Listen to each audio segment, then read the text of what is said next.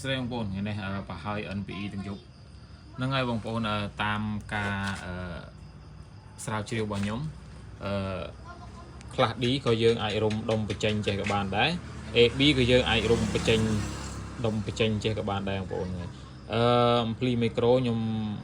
តេស្តមើលអស់ហើយព្រោះយើងដាក់ខ្លះ D ក៏ដោយ AB ក៏ដោយព្រោះយើងអត់មានប្រើដុំសម្រាប់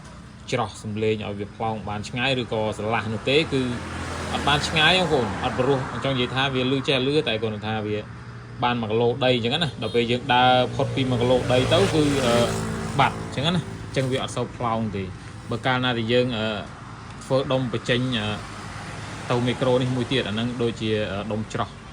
សំឡេងអញ្ចឹងណាបងប្អូនហ្នឹងហើយវាអត់ចេញបាសប្រមាណទេវាចេញទៅអញ្ចឹងហើយអញ្ចឹងទៅវាផ្លោងបានឆ្ងាយបងប្អូន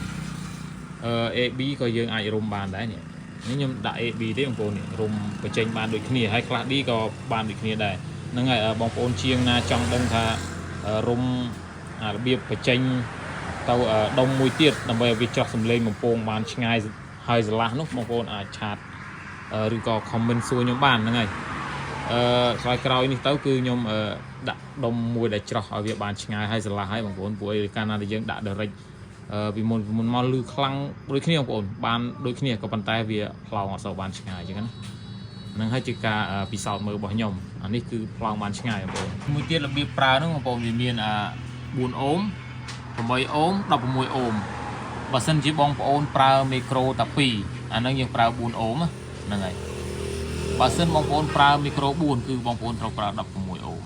បើបងប្អូនមិនប្រើមិនត្រូវតាមវាទេគឺវាក្តៅអញ្ចឹងណា8អូមគឺមួយគ្រាប់បងប្អូនដាក់តែមួយគ្រាប់មកគឺ8អូមហើយមីក្រូយើង2ឆាង